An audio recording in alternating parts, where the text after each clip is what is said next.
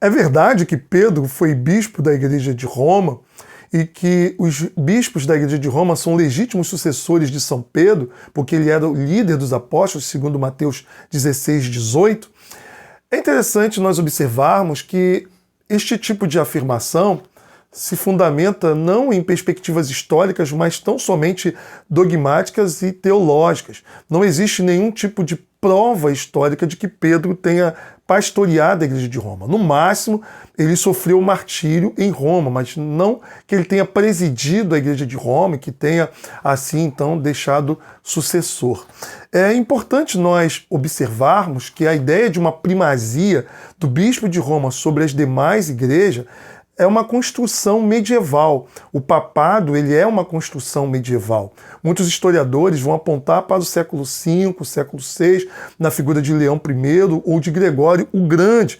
Antes disso, o máximo que o bispo de Roma tinha era uma primazia de honra, juntamente com o bispo da Igreja de Constantinopla. Isso por quê? Porque Roma e Constantinopla eram capitais do Império Romano. Roma do Ocidente e Constantinopla do Oriente. É importante também observar que o Império Romano do Ocidente caiu no V século. Assim, então, o bispo de Roma exerceu não apenas um poder religioso, mas também um poder político. E ao longo da Idade Média, esse poder foi ascendendo. Mas nunca houve um reconhecimento por parte dos outros bispos e da Igreja Universal de que o bispo de Roma deveria exercer jurisdição sobre todas as igrejas. Eu quero citar aqui um historiador católico, Danilo, no livro Cristianismo na Antiguidade, da editora Loyola, na página 79. Olha o que ele vai dizer.